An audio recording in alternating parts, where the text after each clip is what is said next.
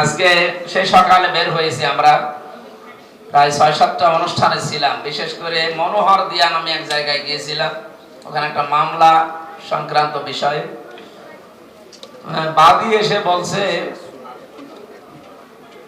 যে মামলার আয়ু অলরেডি ১৭,০০০ টাকা নিয়ে ফেলেছিল, তো নিয়ে আবার টাকাটা ফেরত দিয়ে বলছে রমজান মাস ঘুষ খাবো, ফেরত দরকার। আমার বলছে যে মাওলানা, যদি রমজান মাস না হইতো টাকা মনে হয় আমি আর ফেরত পেতাম। রমজান এসে অন্তত তার ভেতরে যে প্রতিক্রিয়াটা তৈরি করেছে, এটা বাকি 11 মাস থাকার দরকার আছে না? এটা যদি বাকি 11 মাস তৈরি হয়, কিয়ামতের দিন উনি যখন দাঁড়াবে, ওনার পক্ষে মুহাম্মদুর রাসূলুল্লাহ সাল্লাল্লাহু আলাইহি সাল্লাম সাক্ষী দেবে। যেন আমরাও যেন গঠন করে এরকম জীবন, যে জীবনটা কিয়ামতের ময়দানে আল্লাহর সামনে দাঁড়ালে অন্তত হিসাব না দিয়ে বিনা হিসাবে জান্নাতে যাওয়া যায়। আপনারা প্রত্যেকের জায়গা থেকে একটু যদি চেষ্টা করা যায়, চিন্তা করা যায়, তাহলে এরকম জীবন তৈরি করা সম্ভব।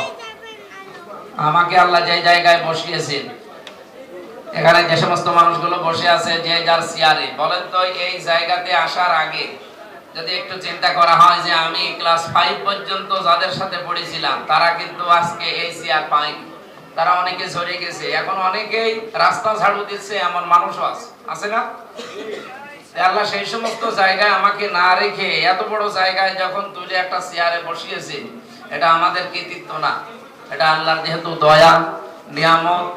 এই নিয়ামতের শুকরিয়া আদায় হবে তখন যখন এই চেয়ারে বসে দুর্নীতি হবে না। এটা আমরা বাস্তবে লক্ষ্য করছি। আমি কুষ্টিয়াতে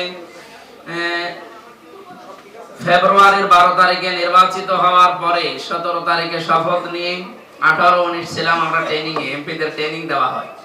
এরপরে এসে যেই প্রতিষ্ঠানে হাত দিচ্ছি, এইটাই ক্যান্সার যুক্ত, যেখানে হাত দিয়েছি। আজকে একটা জিনিস দেখলাম, একটা অভিযানে গিয়েছিলাম, 480 টাকা দিয়ে কেনা, এটা 2350 টাকায় বিক্রি হচ্ছে। এটা তো জায়েজ আছে। একটা জিনিস সরকারি রেট অনুযায়ী সর্বোচ্চ আপনি যা কিনবেন সেখান থেকে 18 থেকে 20 টাকার বেশি লাভ করতে পারবেন না, এটা সরকারের নিয়ম। ইসলামেরও এরকমই নিয়ম।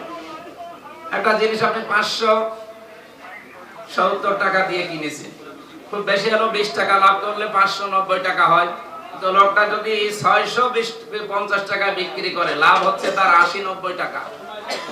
বলেন এই যে আকাশ ছোঁয়া লাভ করছে, আর এটা রমজান আসলে মানুষ আরো বাড়িয়ে দেয়। আশা করছি আগামীতে আমরা যে সমস্ত জায়গায় হাত দিতে আছি, আপনাদের সাহায্য এবং সহযোগিতা চাই। বিশেষ করে কুষ্টিয়ার সদরে আমরা কোনো জায়গায় এই ক্যান্সার থাকতে দেব না ইনশাআল্লাহ। রমজান এসে যদি এইটাও আমাদের মাধ্যমে পরিবর্তন করার সুযোগ না পায়, রমজান আসবে চলে যাবে, আমাদের কোনো লাভ হবে না। আর কিয়ামতের দিন আপনি আল্লাহর সামনে রাসূলুল্লাহ সাক্ষী দেওয়ার জন্য আসবে, দাঁড়াতেও পারবেন, তখন আফসোস হবে। ওই সময় যেন আফসোস আমাদের জীবনে না আসে। যে জায়গায় আছি, যে চেয়ার পেয়েছি, এখান থেকে সঠিকটা দেওয়ার চেষ্টা চালাবো। আল্লাহ আমাদের তৌফিক দিন, আমিন।